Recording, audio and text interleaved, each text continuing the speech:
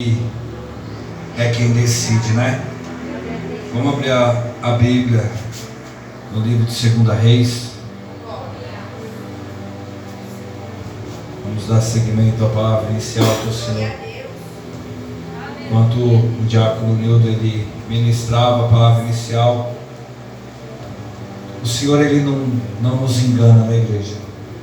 Ele sabe de que a igreja está passando por algum processo. Pode ser que está doendo, pode ser que esteja até pensando em querer parar. Mas no decorrer do culto, o Senhor ele vem nos encorajando, o Senhor ele vem nos trazendo esperança. Porque é assim que o cristão vive, esperando com paciência no Senhor. Quero estar lendo o capítulo 19, o seu versículo 6.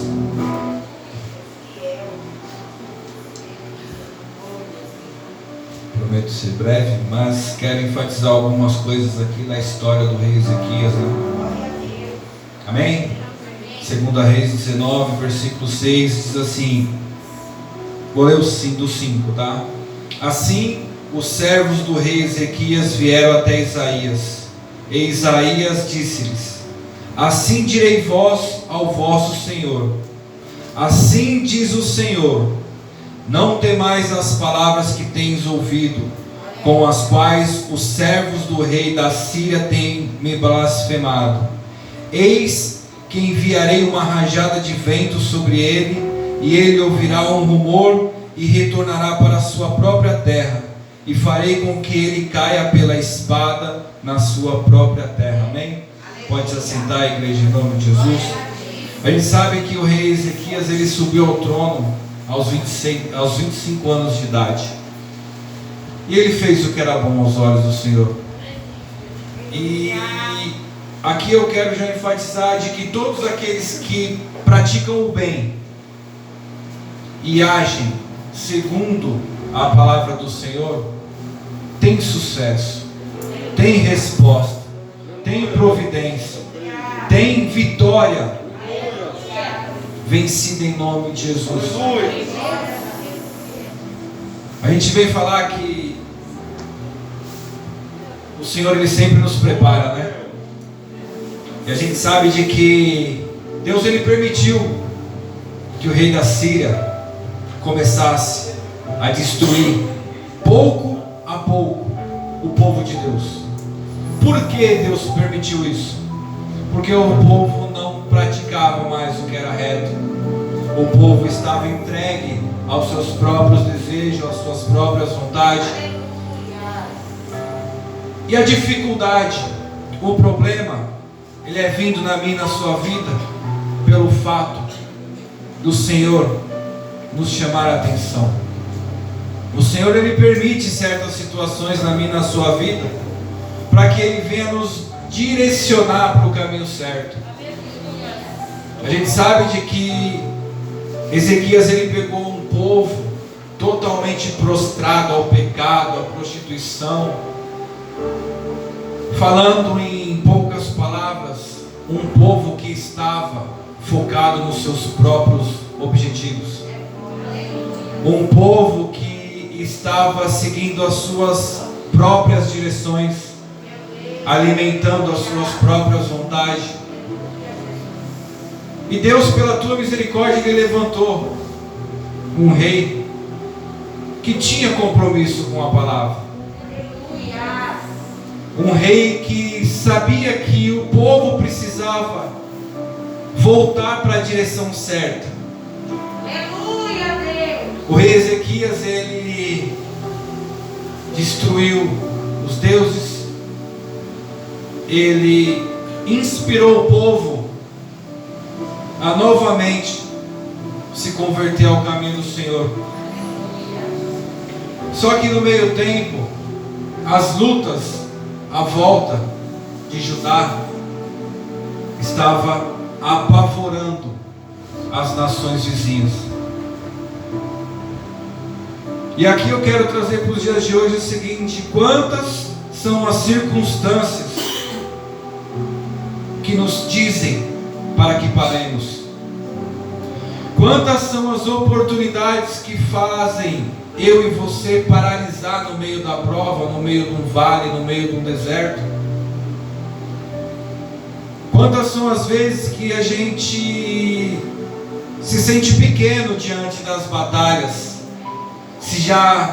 Às vezes a gente até se intitula como derrotado, porque a gente esquece da grandeza de Deus. O rei Ezequias, ele andava na direção do Senhor, e enquanto Senaqueribe estava destruindo aqueles povos, eu imagino que Deus colocou no coração de Ezequias uma estratégia para que ele viesse preparar o povo para suportar dias difíceis, suportar afrontas que poderiam sim destruir os sonhos e os projetos daquele povo. O rei Ezequias, ele enviou servos ao rei Senaqueribe: fica lutando aí, deixa eu em paz, vou te dar algumas pratas, vou te dar alguns ouros. E isso acalmou o inimigo por um momento. Senaqueribe, ele viu Ezequias e viu pavor, viu medo na grandeza que Senaqueribe estava demonstrando para aqueles povos. E o que chama a atenção é que o rei Ezequias, quando ele se deparou de fato de que todas as cidades já estavam quase destruídas por completas, e a próxima seria dele, ele se prostrou aos pés do Senhor. Ele rasgou as suas vestes, ele entrou na casa do Senhor e lançou todos os anseios, todas as aflições, todas as dúvidas, todas as dores, todas as tristezas nos pés do Senhor. E ele descansou. E ele sabia que Deus viria com providência, porque ele tinha bons frutos. Ele tinha depositado no altar do Senhor uma confiança. E nessa noite eu quero falar como está a minha e a sua confiança diante das afrontas, diante das situações, diante dos problemas. Será que os problemas estão fazendo barulhos o suficiente para que você venha silenciar a voz do Espírito? Será que Senaqueribe está colocando tanto medo na minha e na sua vida, a ponto que você está esquecendo até de orar e de consagrar ao Senhor tudo que está doendo no seu coração? O que é interessante de que assim que o rei Ezequias ele se prostra, ele envia os seus servos para conversar com o profeta de Deus.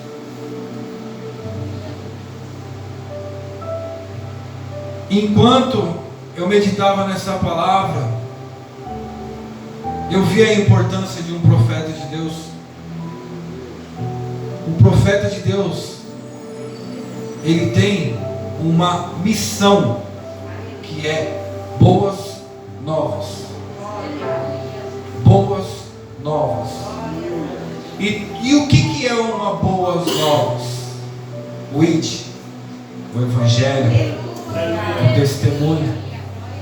A gente vê aqui que se Ezequias ele olhasse para a situação e se sentisse sozinho, ele automaticamente se sentiria um derrotado. Mas ele lembrou do profeta Isaías. Ele lembrou que tinha homens que temiam ao Senhor. E assim fez.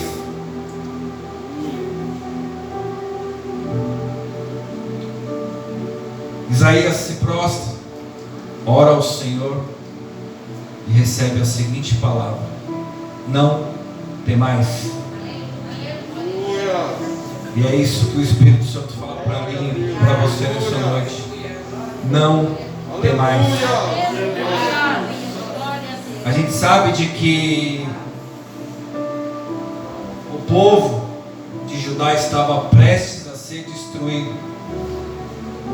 Senaqueribe tinha caluniado o rei Ezequias. O rei Senaqueribe ele tinha tentado distorcer as palavras que o rei Ezequias estava ministrando para aquele povo. E às vezes é isso que o inimigo faz comigo e com você.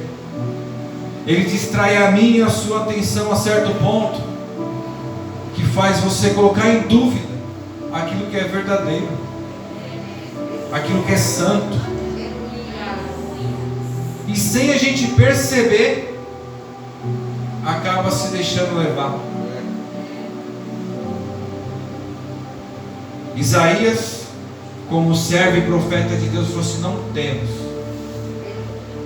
porque assim diz o Senhor: soprarei ventos e exterminarei todos aqueles que têm caluniado e blasfemado contra a palavra de Deus. O que é a palavra de Deus? Verdade, justiça, amor, esperança, misericórdia, graça. Isso é a palavra de Deus. E é o que mais o inimigo tenta roubar de mim e de você. Quantas das vezes ele consegue, igreja? Quantas das vezes por um momento a gente deixa escapar oportunidades porque nos deixamos levar pela emoção ou pela situação? O rei Ezequias, ele poderia ter se prostrado, ele poderia ter falado assim: Senaqueribe, o que eu tenho aqui pode pegar, mas deixa eu em paz. Só que Senaqueribe, o rei Ezequias, ele se preocupava com o povo de Deus. E é assim que eu e você tem que agir, igreja. Se preocupar com os talentos, com aquilo que o Senhor tem confiado em nossas mãos. Às vezes Deus ele tem nos dado tantas coisas belas, coisas boas, coisas importantes, que podem nos fazer vitoriosos, e deixamos para depois. Queremos pegar aquilo que os nossos olhos veem, o que o nosso coração deseja, e muitas das vezes acabamos desfazendo daquilo que o Senhor tem para nós. A gente sabe de que não foi fácil. Eu imagino o pânico do rei Ezequias ali, na hora que os servos estavam ali diante da muralha, e ele lá falando, os servos do rei Senaqueribe falando, apontando: olha, eu vou destruir toda a sua vida. E é assim que o inimigo faz comigo e com você. Você não vai conseguir, você não tem força para passar por esse processo, você não vai alcançar o sonho tão esperado. E aí, em vez da gente olhar, rasgar nossas vestes e falar: Senhor, tende misericórdia e piedade dessas palavras, dessas blasfemas. Eu sei que o Senhor tem poder e tem autoridade para distorcer toda essa palavra, mas nos acovardamos. Às vezes as palavras elas são tão doloridas de que, será que ele não tem razão? Será que de fato isso que ele está falando se encaixa na minha vida? Porque eu olho para um lado, eu olho para o outro e não vejo solução. Mas o cristão ele não vive por vista. O cristão ele vive pela fé. A fé é o firme fundamento das coisas que não se veem. Um versículo muito forte. Só que sabemos acreditar somente naquilo que é palpável, aquilo que os nossos olhos contemplam. Se a gente vê uma pessoa no leito de morte, a gente já enxerga a morte em vez de enxergar a vida. Se a gente está diante de uma entrevista de emprego e tem pessoas melhores do que nós, a gente já fala assim: não é minha essa vaga. É assim que o ser humano enxerga a situação, porque não vive pela fé. Esse cara é bom, esse cara fala inglês, ele fala espanhol, ele fala tudo, mas O meu Deus é um Deus que aperfeiçoa. O meu Deus é um Deus que me capacita. O meu Deus é um Deus que fala por mim, que pensa por mim, que age por mim. Eu creio que essa vaga é minha. O crente, ele precisa viver dessa maneira. Foi lindo aqui em Josué. Josué, ele não só inspirava em Moisés, mas ele sabia o Deus poderoso que Moisés seguia. E ele falou: eu também vou seguir. Eu não sei o processo que a igreja está passando. Não sei se é sentimental, não sei se é emocional, não sei se é psicológico, não sei se é material. Mas no decorrer do culto, o Senhor, ele vem falando de encorajamento. Se o Senhor, ele fala de encorajamento, é sinal de que alguém está pensando em parar em algum processo da sua vida. E o Senhor, ele me trouxe aqui nesta noite. O Senhor, ele usou a boca dos irmãos, as oportunidades nesta noite. Seja forte, seja corajoso, tem de bom ânimo, não temais, e sabeis que eu sou o Senhor. Como que o Senhor moveu? O vento do Senhor, ele foi impetuoso, sem piedade. Senaqueribe não estava falando com um Deus que não responde, que não ouve, que não age, que não tem o poder sobre os céus e a terra. Senaqueribe esqueceu que ele estava afrontando um Deus todo-poderoso. Durante a noite o Senhor enviou um anjo, exterminou todo o exército do Assírio. Assim o Senhor pode fazer nos meus e nos seus problemas. Assim o Senhor pode fazer nas minhas e nas suas oportunidades, nas suas dificuldades. Mas só que precisamos fazer o que é reto. Precisamos saber consagrar tudo no altar do Senhor. Foi louvado aqui. Não conte seus maiores sonhos a ninguém. Não mostre sua ferida para quem não tem remédio para curar e forças para te erguer. Não se lamente para quem quer ver tua dor. Não mostre sua fraqueza aos inimigos seus. Olha que falha nossa, hein? O ser humano, ele está tão vendado, igreja, de que o que mais ele faz é expor ao destruidor de nossas almas a nossa fragilidade. A gente combate o inimigo e dá armas para ele nos vencer. Ezequias, ele podia se desesperar. Servos, e agora? Servos, não tem mais jeito, vamos perder tudo. E assim Ezequias fez, ainda na palavra inicial. Carta do inimigo ao povo de Deus. Se você não se render, se você não se prostrar, eu vou destruir todos os seus sonhos, todos os seus projetos. E aí o servo fiel que pegou aquela carta, ele disse: Senhor, está repreendido agora todo o mal, toda palavra contrária, toda seta inflamada do adversário para tentar paralisar os meus sonhos. Eu confio em Ti. Vai e peleja essa batalha. Para encerrar,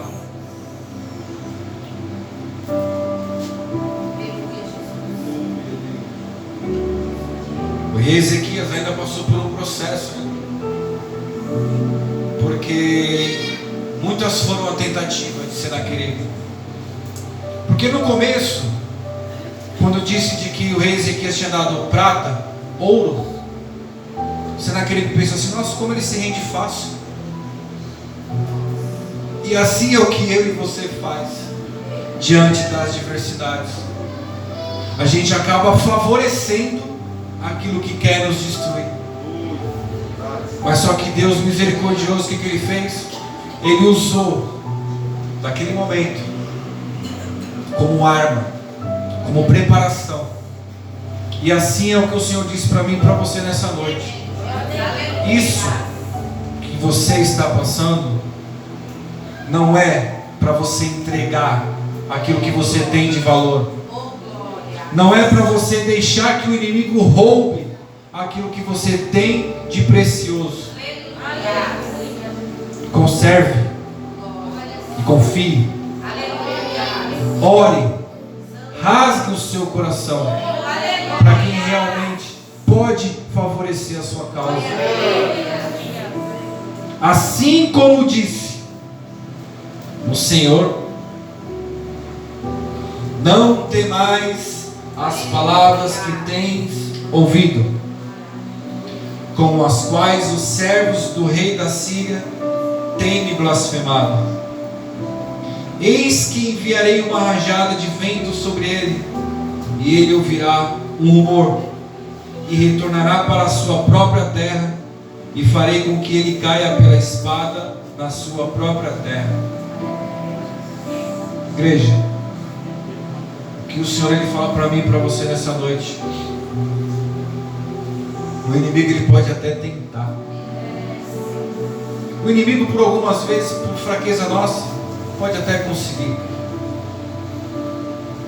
Mas a persistência de um verdadeiro cristão, ele luta, ele persiste.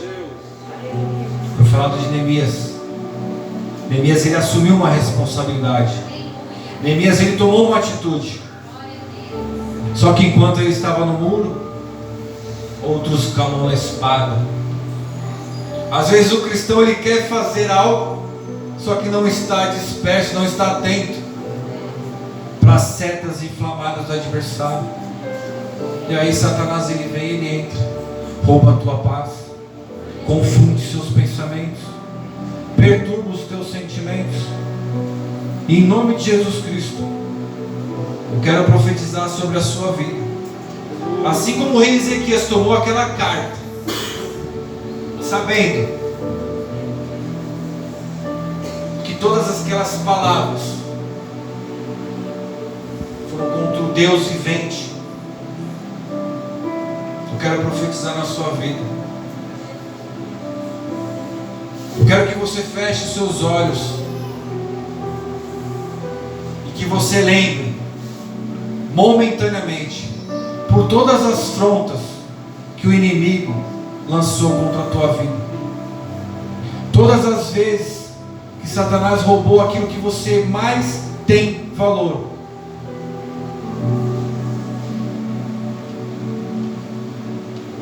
Agora eu quero que você seja o rei Ezequias.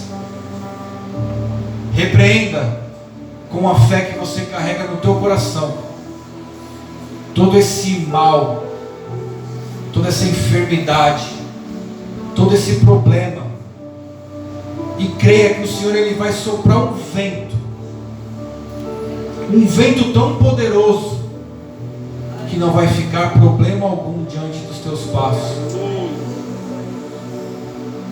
Só que guarde uma coisa: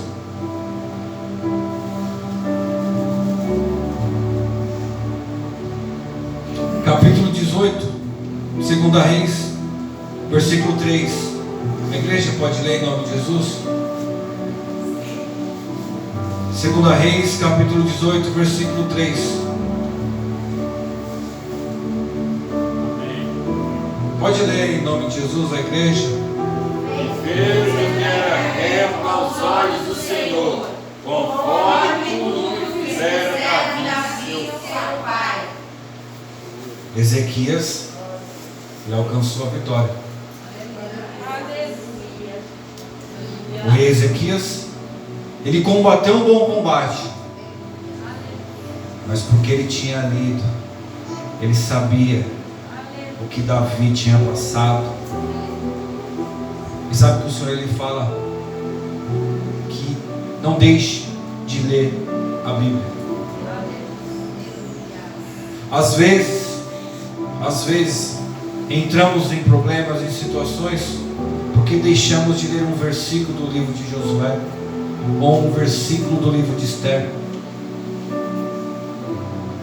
O Senhor ele nos instrui sempre para que alcancemos o melhor dessa terra. Se está difícil, todo problema precisa de um pensamento. Amém? Todo problema precisa ser discutido, analisado, visto. Ninguém vai resolver o problema de imediato.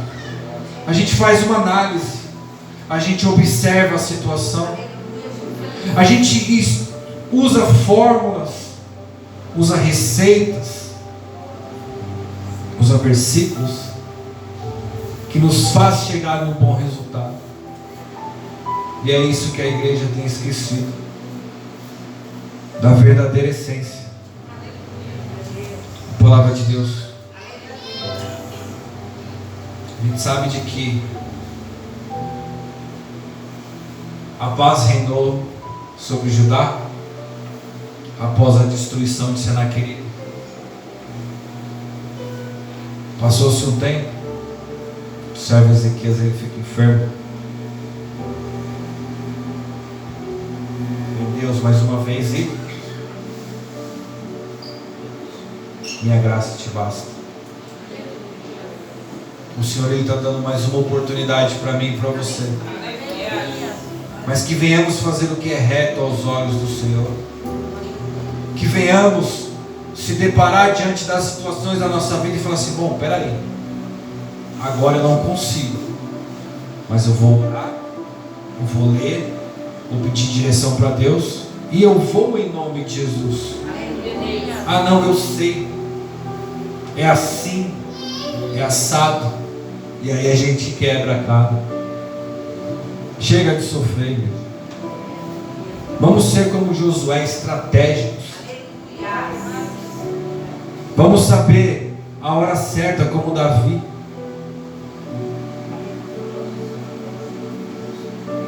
Vamos saber operar milagres,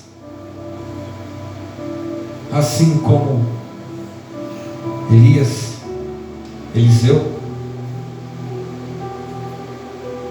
O Senhor ele tem a mim e tem a você como um instrumento, como um canal de bênção. É importante a gente acender verdadeiramente a luz, a chama do Espírito Santo em nós. Hoje eu estava conversando com uma pessoa que é do mundo. Do mundo. Ele falou para mim: a igreja, ela fala tanto dos católicos, mas está igual, prestando ritual. Vem, lê, levanta a mão, dá glória, mas esquece de levar a essência, aquilo que é importante, guardado no nosso coração. Não perca mais tempo, igreja. Possa ser que Jesus ele volte para mim, volte para você agora, daqui a 5 minutos, daqui a 100 anos, mas que venhamos estar preparados. Eu escutei uma pessoa falar: é certo, eu não sei quando Jesus ele vai voltar, não sei se é agora ou se é depois, mas eu prefiro estar preparado. Eu não sei o que tem afrontado a sua vida no dia de hoje, não sei se está por vir tempestades, afrontas do inimigo, mas que você venha receber toda aquela afronta com toda a fé. Aqui não, Satanás. Em nome de Jesus Cristo você perdeu. Você não vai fazer arruaça na minha casa, na minha família. Em nome de Jesus Cristo você já perdeu. Amém? As palmas do Senhor, igreja.